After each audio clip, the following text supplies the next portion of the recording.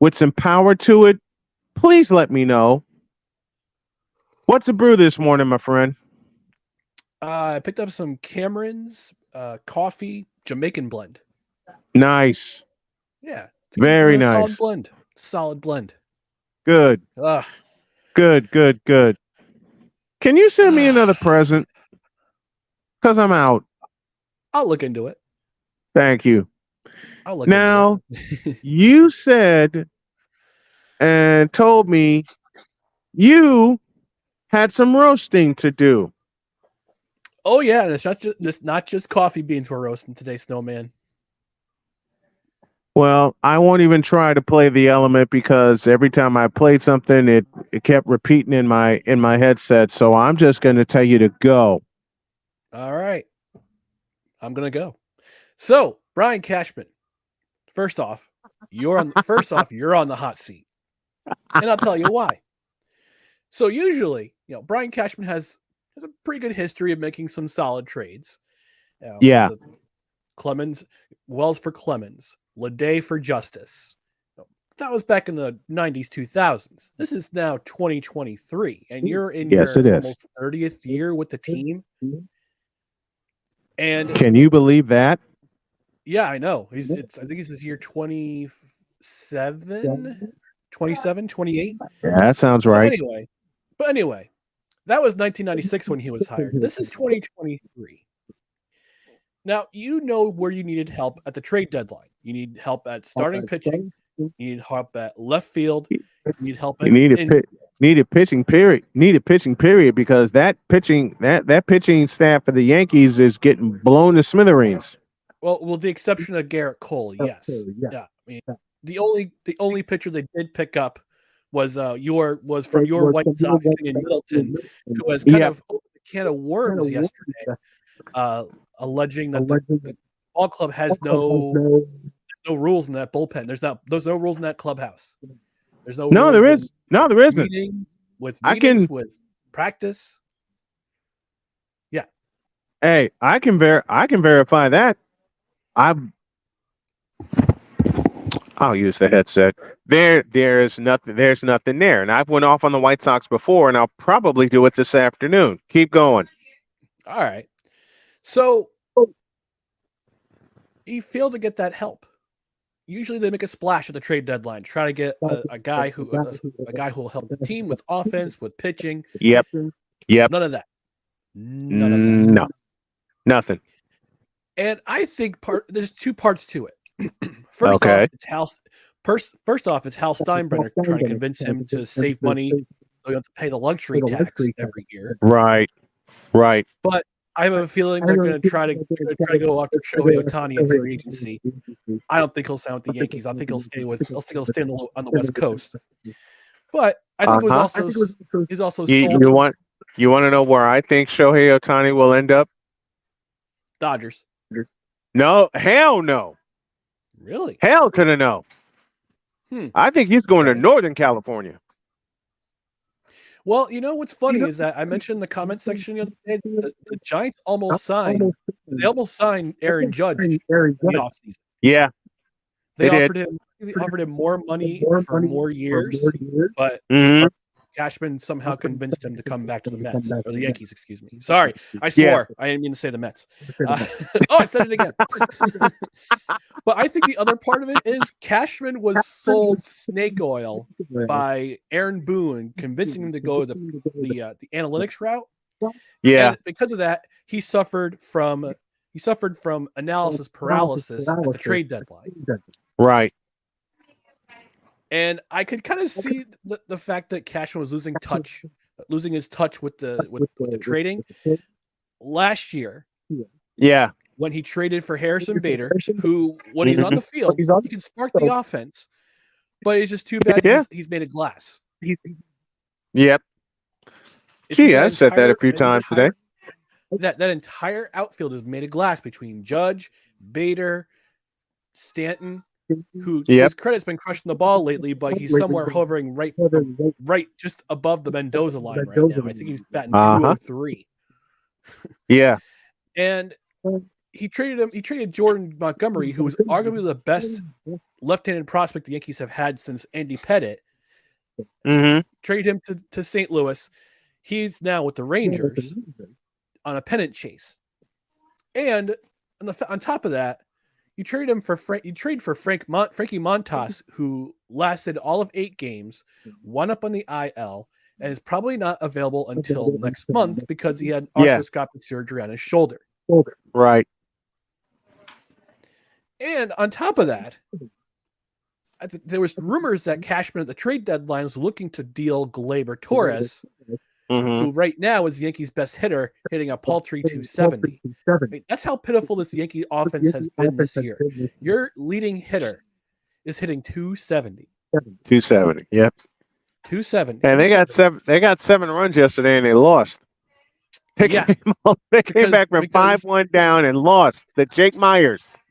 Because instead of keeping Jordan Montgomery, you trade him away for an off-injured outfielder, and you sign Carlos Rondon, who has been a disaster area. Absolute. Look, we knew that with the White Sox. Sorry, he's been disaster area like my father gave me a talking to about language, so I'll just say he's disaster area like as opposed to a disaster area. My apologies. No, you know what? Go ahead and say it. He's a disaster. Okay, we knew that in Chicago after he threw his no hitter. After he threw his no hitter with the White Sox, what has he done since then? Nothing. I wanted the 2021 version of Carlos Rondon. Yep. Instead, we get I'll take 2023 version. I'll take that. To conclude this portion of the hot seat, I gotta say, well, Cashman has a history of making some really game-winning moves, some transcendent moves. It just seems evident. It just seems very evident he doesn't have the it factor anymore when it comes to landing a big trade or free agent signing. And I think it's a case of like any outfielder or any pitcher, he's got a case of the yips when it comes to the Yankees. And I have a feeling, and this is a bold prediction, I think at the end of the season, if the Yankees miss the playoffs, I think both Cashman and Boone are gone. Because they've become so unpopular. Can I echo your opinion that you said some time back that they should have been gone? Can I echo that? Gone after last year. Yep. They should have been gone before that. Because look at them language. They're above 500, yes, but they're languishing. They're not doing anything. No, and they let their veterans play. I mean, Josh Donaldson is still playing on this team. Why? How? Why is he there? Why is he there? Why they have Isaac kind of and they have prospects. Good ones. Yes. Good ones. They have very good prospects, and they're letting them sit in AA and AAA and letting them just rot. Yep. And pretty soon they will be traded too. Yep, which is the unfortunate part. They will be traded too. And I also have to wonder if Hal Steinbrenner is going to want to sell the team because he can't take this anymore. He's not his dad. The guy who is very similar to his dad when Mr. Steinbrenner passed away was Hank. And unfortunately, he's gone too. Yeah. So you don't have that owner to fire up the fan base. You don't have that owner to fire up the front office. That's gone. It's all about right now. Hal is all about the bottom line. It's all about the bottom line. It's all about getting subscriptions to the Yes Network. And this is, and Yankee fans, hear me out. Listen to me. Look at me, Yankee fans. Look at me. I'm going to take my glasses off. This is how serious I am. Oh no! The glasses are coming off. Yeah, I look weird now. If you want to make an impact and tell the front office how you feel, cancel your Yes subscription. I mean, the ticket prices are not ticket prices, but going to the games, getting the catch sessions, the souvenirs, that stuff's doesn't really affect their bottom line as much. It's the TV deals that affects their bottom line. Then the sooner you cut the cable, you get rid of your Yes Network, you get rid of your Yes Network subscription. Those Steinbrenners will hear you. Mr. Steinbrenner will hear you. And so what do they do in place? So your suggestion for what they do in place of the Yes Network? Go to, I guess you would say, get an MLB subscription and get a VPN, watch your games or listen. I have a subscription for the radio side only. It's only $4 a month, and I usually I like listening to the games more than I like watching the games. You sound like me, a radio rat. Yeah, Radio Ryan here. But I want to be. I want to do more. I may ante up and get the subscription for the rest of the year so I can do more play-by-play and get my chops in shape. But yeah, Cashman and Boone need to go. Should have been gone. So Brian Cashman, you're off the hot seat. And next, we have a bonus hot seat. We have some bonus roasting. Bonus. Yes, we have some bonus roasting. Here it comes. The United States Women's National Soccer Team. Have a seat. Let me try it. I'm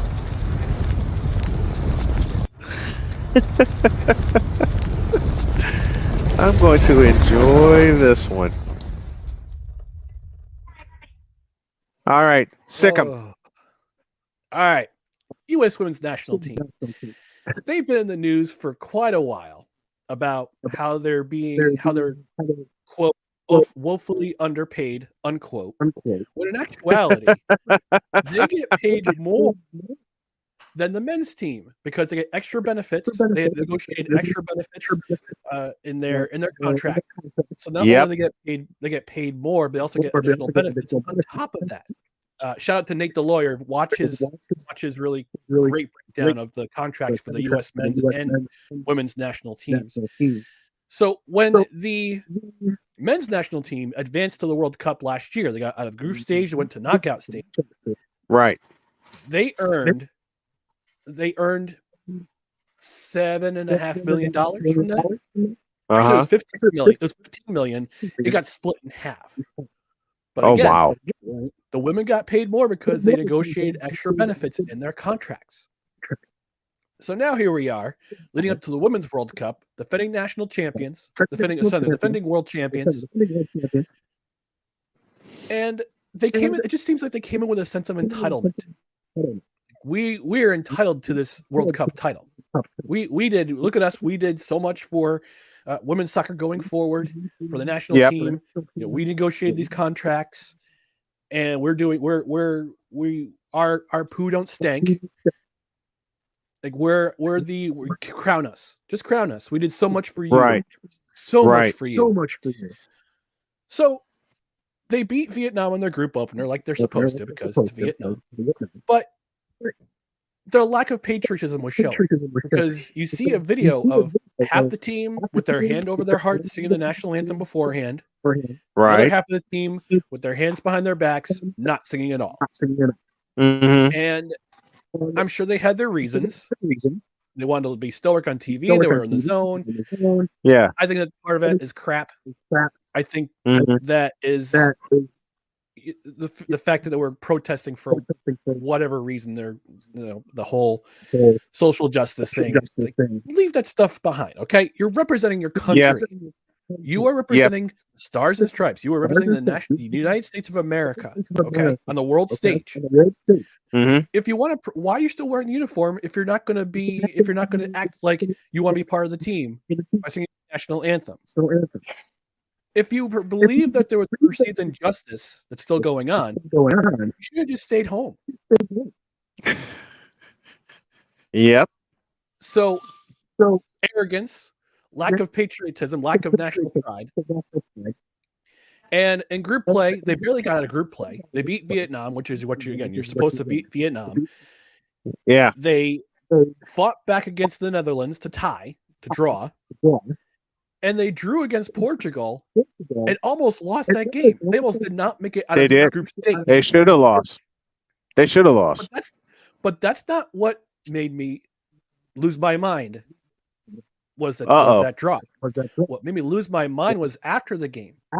You see Fox showing coverage of players taking selfies with fans, dancing around the field because they made it at a group stage. And Carly Lloyd, God bless her, Carly Lloyd, the great Carly Lloyd, one of the greatest, arguably the greatest goal scorer in USWNT history, goes on the air and rips them, just absolutely undresses them on national television, saying this is embarrassing. This team should be embarrassed. This team needs to be more focused for the next round.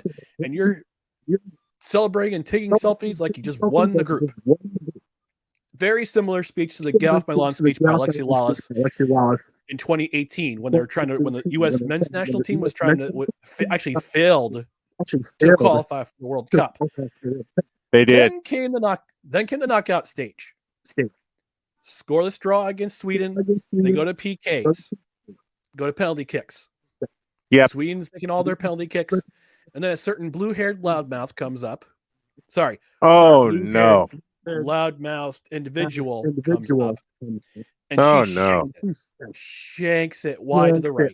Bad. The right corner. Shanked it bad. Just shanked it. Now there's some conspiracies that she missed it on purpose. I don't think that's it. I don't buy it. But I believe that she's been the one who has been the catalyst of these protests during the national anthem, where half the team's not singing the national anthem, half the team don't have. And you can't miss her, unlike the penalty kick that you missed.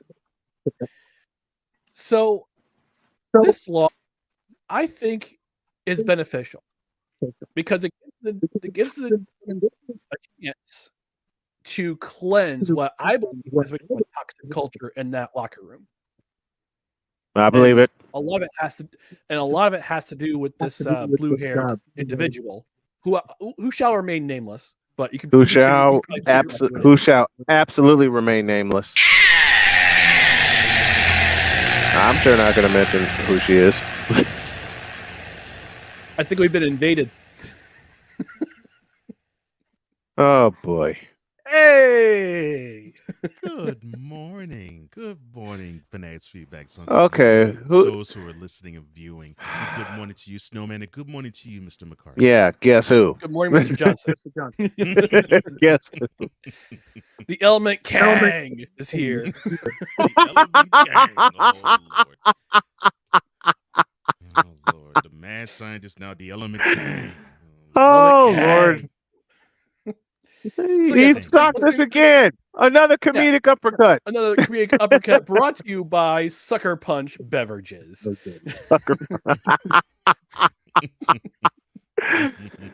He always finds a way to deliver it. Okay, keep going with flavor that packs a punch. Trust in Sucker Punch Beverages. Sucker Punch. So you were waxing poetic, Mr. Oh Lordy. On the person who shall be named. But now continue your undressing of this team, sir. Yes, who needs to be called to the carpet? Yes, sir. Go ahead. Yeah. Like I said, I was getting to it before the big old L played. Okay. This loss, I think this gives the women's team a chance to kind of sage the room. With the with what I believe has become a toxic culture in that locker room, which led to this particular loss. And it's time to get right. It's time to get right, women's team. Yep. Time to get right. You wanted all this glory. You got all the glory contracts, and you felt a sense of entitlement. There was no nationalism. There was no pride. The jersey you're wearing, the colors you're representing. Mm-hmm. But now it's time to get right. It's time to cleanse. It's time to reboot. It's time to cleanse the room, and it's time to get back to what you do best. That's winning World Cups and doing it with pride, with a sense of national pride, with a sense of blowing teams out while you're doing it. Yeah, do it while absolutely kicking the snot out of teams. No pun intended. But Yeah, it's time to reset. It's time to reboot. It's time to bring back the pride of wearing those stars and stripes. And you got to do it right. You got to do it right by the fans. You got to do it right by the half of the country, because when you don't have any sorts of pride by wearing the stars and stripes, you offend half the country. I don't know if you realize. They don't. They know. I don't think it's no. I think it's care. True. And I think that is a bigger problem. Yeah. So, ladies, you're dismissed from the hot seat. Thank you for coming. Now get off my lawn. Get off your lawn. I love it.